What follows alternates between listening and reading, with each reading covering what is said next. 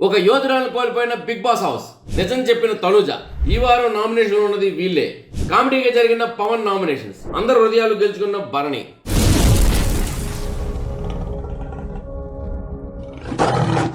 Hi hello నమస్తే, నేను మీ SS Patnaik. చూస్తూనే ఉండండి పెమ్స్ టీవీ. షేర్ చేయండి, లైక్ చేయండి, సబ్స్క్రైబ్ చేయండి, గంట సింబల్ కొట్టడం మర్చిపోకండి. ఇక బిగ్ బాస్ హౌస్ లో జరిగిన అప్డేట్స్ విషయానికి వచ్చినట్లయితే, ఇక నిన్న ఆదివారం రాత్రి దివ్య ఎలిమినేట్ అయ్యింది. ఈ విషయం అందరికీ తెలిసిందే. ఇక దివ్య ఎలిమినేషన్ ద్వారా దివ్యని అందరూ పంపించారు.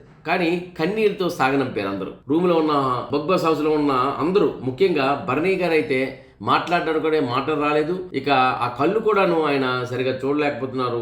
మరి ఆయన హృదయం బాధ తత్పరిత హృదయంతో పూర్తిగా నిండిపోయింది. ఈవెన్ తనుజ అయినా సరే ఐ మిస్ యూ అని చెప్తూ, మరి తనుజ కూడాను దివ్య కూడాను, తనుజ నువ్వంటే నాకు ఎటువంటి కోపం లేదు, కానీ నేను నిన్ను మిస్ అవుతున్నాను అని చెప్తూ అందరినీ సంజన గారిని అందరినీ తను నవ్వుతూనే వెళ్ళిపోయింది. ఏడిపించి వెళ్ళింది. అంటే ఏడిపించిందంటే బాధతో, మరి ఏడిపిస్తూ అనే నెగిటివ్ కాదు అక్కడ. తను వెళ్ళిపోవడం చూసి అందరూ బాధపడ్డారు. అయితే ఒక్కటి మాత్రం వాస్తవం, భరణి ఒక మాట చెప్పారు. ఒక యోధురాల్ని బిగ్ బాస్ హౌస్ కోల్పోయింది అన్నాడు. నిజమండి. ఒక యోధురాలు అంటే ఆటల్లో కానీ, మాటల్లో కానీ, పాయింట్స్ పెట్టడంలో కానీ, నామినేషన్స్ లో కానీ, ఎలాంటి టాస్క్లు అయినా సరే సరైన పోటీ ఇచ్చి ఒక యోధురాలు, గట్టి పోటీ ఇచ్చిన యోధురాలు మన దివ్య. అలాంటి దివ్య బిగ్ బాస్ హౌస్ నుండి వెళ్ళిపోవడం ఏంటంటే, బిగ్ బాస్ హౌస్ ఒక యోధురాల్ని మిస్ అయింది అనే ఈ డైలాగు ఏదో నామకే వాస్తే అనేది కాదు, వాస్తవం. అయితే నిజం చెప్పిన తనుజ అని ఎందుకు అన్నానంటే, నిజానికి ఏంటంటే భరణి గారు అంటే ఒక భరణి గారి యువతల టీమ్ కి ఇంకో టీమ్ కి, రెండు టీంలకి సరదాగా ఒక టాస్క్ జరిగింది. ఆ టాస్క్ ఏంటంటే ఫాస్ట్ ఫార్వర్డ్ లో సినిమా చూపిస్తారు, ఆ టైటిల్ పేరు చెప్పాలి. ఈ కోణంలో ఏంటంటే భరణి గారు ట్రిపుల్ ఆర్ అనే సినిమా పేరు చెప్పారు. ట్రిపుల్ ఆర్ సినిమా ఇస్తే అయితే ఏంటంటే అక్కడ భరణి గారు వచ్చేసి కాదు, పక్కన నుండి ఎవరు అందించారని చెప్పారు. దాంతో తనుజ ఏం చేసిందంటే, భరణి గారికి పాయింట్స్ లేవండి, ఎందుకంటే భరణి గారు ట్రిపుల్ ఆర్ పేరు ఆయన సొంతంగా చెప్పలేదు, ఎవరు అందిస్తే చెప్పారన్నారు. ఆ విషయంలో లేదు నిజంగా నాకు ఎవరు అందించలేదు, నిజం అది నాకు తెలుసు, అది ట్రిపుల్ ఆర్ అని నాకు తెలుసు అని భరణి గారు చెప్పారు. లేదు మీకు అందించారంటే ఈ టైంలో భరణి గారు ప్రామిస్ నాకు ఎవరు చెప్పలేదు, నేనే చెప్తున్నాను చెప్పడంతో తనుజ తన మాటను తను వెనక్కి తీసుకుంది. లేదు నాకు సార్ ఆయన ప్రామిస్ చేశారు, ఆయనకు మార్క్స్ ఇచ్చానంది. అంటే ప్రామిస్ చేసి ఇచ్చేస్తావా అని. లేదండి ఆయన అబద్ధం ఆడరు, సర్వసాధారణంగా అబద్ధం ఆడరు. సర్వసాధారణ కదా, అసలు అతను అబద్ధం ఆడరు అన్నది. అంటే అతను అబద్ధం ఆడరు అంటే ఇంకెవరైనా అబద్ధం ఆడతారా అని అడిగారు. తనుజ ఎంత చక్కగా చెప్పిందంటే, అందరూ ఆడతారు సార్, నేను కూడా అంటూ ముద్దుగా చెప్పింది. ఆ విషయానికి నాగార్జున గారు నవ్వి, నువ్వు కూడా అబద్ధం ఆడతావు అన్నారు. అవును సార్, నాకు సార్ భరణి గారు అయితే అబద్ధం ఆడరు, అందరూ అబద్ధం ఆడతారు, నేను కూడా. అంటే తను అబద్ధం ఆడతాననే విషయాన్ని నిజం చెప్పింది. ఇది మాత్రం చాలా ఫన్నీగా అనిపించింది. ఇక నామినేషన్స్ లిస్ట్కి వచ్చినట్లయితే, ఇక ఒక వారం గడిచిందంటే ఇంకో వారం స్టార్ట్ అయిందంటే నామినేషన్స్, వారం గడిచిందంటే ఎలిమినేషన్స్. సో ఇప్పుడు నామినేషన్స్, ఈ నామినేషన్కి వచ్చినట్లయితే ఇప్పుడు మిగిలింది 8 మంది. తనుజ, ఇమాన్యుల్, భరణి గారు, సంజన, రీతు, పవన్, కళ్యాణ్, సుమన్ శెట్టి. ఈ 8 మందే మిగిలేదు. ఈ 8 మంది నుండి నామినేషన్స్ జరిగినట్లయితే, కళ్యాణ్ అనే వ్యక్తి కెప్టెన్ అయ్యారు కాబట్టి తను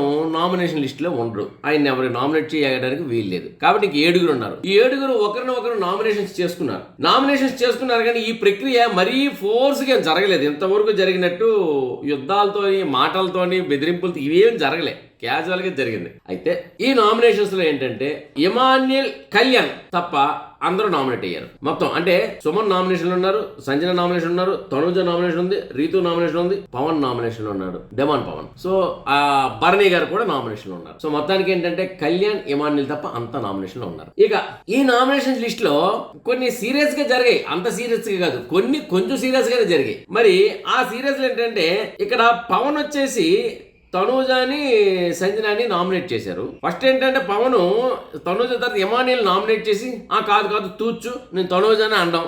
ఈ దీంతో ఏంటంటే ఫస్ట్ ఇమాన్యుల్ నామినేట్ చేస్తానని చెప్తూ, అంటే ఏ పాయింట్స్ ఇక్కడ లేవు, ఏదో ఒకటి నామినేషన్లు ఉండాలి కదా, నామినేషన్లు తీసుకొస్తానని చెప్పడం. ఆ తర్వాత తూచు ఆయన కాదు సంజనాకి మార్చుకుంటున్నానని చెప్పడం. ఈ విధంగా ఏంటంటే పవన్ తను చేసే నామినేషన్స్ లోని చాలా కామెడీ అనేది వచ్చింది. అయితే ఇందులో ఏంటంటే రీతు, తనుజ అయితే ఆర్గ్యుమెంట్ చేస్తున్నారు. అంటే రీతుకి ఇందులో సంబంధం, పవన్ చేసింది తనుజని, కానీ రీతు మధ్యలో దూరిపోయి ఒకళ్ళతో పుచ్చుకుంటది కదా, మన సార్ చెప్పినట్టు లాయర్ కదా, పవన్కి వచ్చి నా ఆట నేను ఆడలేదా, తన ఆట ఆడుతున్నాడా, నా ఆటన ఏవో ఇంకా తనుజకి రీతుకి ఒక ఆర్గ్యుమెంట్స్ జరిగాయి. ఉన్నంతలో ఇదే పెద్ద ఆర్గ్యుమెంట్ గా తీసుకోవచ్చు ఈ వారానికి. అయితే ఈ ఆర్గ్యుమెంట్స్ మరి చూపించరు, కట్ చేస్తారో తెలియదు. కానీ మొత్తానికి ఏంటంటే పవన్ చేసిన నామినేషన్స్ మాత్రం ఆర్గ్యుమెంట్స్ మాట దేవుడెరుగు, ఎండింగ్ లో అంతా కామెడీ, ఇక అది హాస్యానికి దారితీసి మొత్తానికి ఏంటంటే హాస్యవంతమైన వాతావరణాన్ని అక్కడ క్రియేట్ చేసిందట. సో ఆ తర్వాత బర్నీ గారి విషయానికి వస్తే, నిజంగా బర్నీ గారి విషయానికి వస్తే మాత్రం అండి అందరి హృదయాలను దోచారని చెప్పుకోవాలి. ఎందుకంటే బర్నీ గారు ఎవ్వరూ నామినేట్ చేయలేదు. 7 వస్తారు కదా నామినేషన్స్ కి, కళ్యాణ్ తప్ప 7లో బర్నీ గారు నామినేట్ చేసుకున్నారు. ఓకే, ఇక 6 ఉన్నారు. తనుజ వచ్చి బర్నీ గారు నామినేట్ చేయలేదు, సుమన్ గారు బర్నీ గారు నామినేట్ చేయలేదు, సంజన బర్నీ గారు నామినేట్ చేయలేదు, రీతు బర్నీ గారు నామినేట్ చేయలేదు, పవన్ బర్నీ గారు నామినేట్ చేయలేదు, ఎమాన్యుల్ బర్నీ గారు నామినేట్ చేయలేదు, ఎవరూ నామినేషన్ చేయలేదు. మొత్తానికి ఏంటంటే నామినేషన్ లిస్ట్ లో బర్నీ లేరు. సో నామినేషన్ లిస్ట్ లో లేనప్పుడు ఎవరున్నారు? బర్నీని ఎమాన్యుల్ ఇద్దరు లేరు. మరి కళ్యాణ్కి ఒక ఛాన్స్ వచ్చింది, కెప్టెన్ కదా, ఎవరినో ఒకరిని డైరెక్ట్ నామినేషన్ చేయొచ్చు అని. ఇక డైరెక్ట్ నామినేషన్ చేయొచ్చు అనే అధికారం వచ్చినప్పుడు అతను ఆలోచించి బర్నీని నామినేట్ చేశారు. సో అతను నామినేట్ చేయడం అయితే చేశారు కానీ బర్నీ గారు మనస్ఫూర్తిగా అయితే చేయలేదు కళ్యాణ్. సో ఈ విధంగా ఏంటంటే అతనికి వచ్చిన డైరెక్ట్ గా ఛాన్స్ అందరూ ఉన్నారు నామినేషన్ లో, ఇద్దరే లేరు, ఎమాన్యుల్ అండి బర్నీ గారు. ఎమాన్యుల్ ని తను నామినేట్ చేయడానికి ఇష్టపడలేదు, ఎందుకంటే ఎక్కడో దగ్గర సహకరించాడు. మరి బర్నీ గారు సహకరించారు కానీ సరే తప్పక బర్నీ గారికి నామినేట్ చేశాడు. కానీ మొత్తానికి ఈ విధంగా చూసుకుంటే ఏంటంటే బర్నీ గారిని ఎవరు నామినేట్ చేయలేదంటే ఆయన మొదలుపెట్టిన ఆట ఈరోజు హృదయాలను దోచుకుందని చెప్పొచ్చు.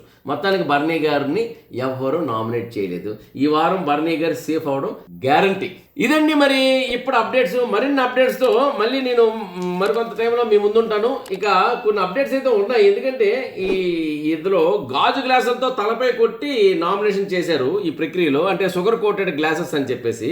ఇవన్నీ ప్రమాదకరమైనవి కావాలండి, దాంట్లో చూసి ఇంకెవరైనా ప్రమాదకరంగా మరి పిల్లలు ఏమైనా చేసుకోవద్దు కానీ. బట్ అవన్నీ ఏంటంటే సెట్, ఈ గాజు ఇవన్నీ కూడాను ఇందులో చూపించడాన్ని ప్రమాదం కానివి మాట చేస్తారు. ఏదైనప్పటికీ సరే అది కాదు మన కాన్సెప్ట్, కానీ ఓకే జాగ్రత్తలు చెప్పడం అనేది మన ఉద్దేశం. చిన్నపిల్లలు ఎవరైనా చూసి ఈ టాస్కులు చూసి వాళ్ళు ప్రయత్నాలు చేయొద్దు అనేది. ఎందుకంటే ఇక్కడ ఎంతోమంది ఎక్స్పర్ట్స్తోని ఈ ప్రయోగాలు చేయిస్తారు, ఎక్స్పర్ట్స్ ఉంటారు, ఇమీడియట్గా డాక్టర్స్ ఉంటారు, 1-2 సార్లు 10 సార్లు ట్రయల్స్ చేసుకుని ఆ టాస్కులు చేస్తారు. ఇవన్నీ ఉంటాయి కాబట్టి చిన్నపిల్లలు చూసి కానీ ఇతరత్ర వాళ్ళు టాస్కులు ప్లాన్ చేయొద్దు అనేది నా ఉద్దేశం. ఇక ఇదండి ఇప్పుడు అప్డేట్స్. మరిన్ని అప్డేట్స్తో మళ్ళీ నేను మీ ముందు ఉంటాను. అంతవరకు సెలవు, నమస్కారం. నేను మీ ఎస్ఎస్ పట్నాయక్. చూస్తూనే ఉండండి పెమ్స్ టీవీ. షేర్ చేయండి, లైక్ చేయండి, సబ్స్క్రైబ్ చేయండి. ఇక మా తాలూకా అప్డేట్స్ని మీరు ఇన్స్టాలో కూడా చూసుకోవచ్చు, అందులో కూడా ఫాలో అవ్వండి మా పెమ్స్ టీవీని. తర్వాత ఫేస్బుక్లో కూడా మీరు ఫాలో అవ్వచ్చు పెమ్స్ టీవీని. సో ఇన్ని మాధ్యమాల్లో మీరు ఫాలో అవుతూ అప్డేట్స్ని తెలుసుకోండి, మాకు సహకరించండి. నమస్తే, నేను మీ ఎస్ఎస్ పట్నాయక్.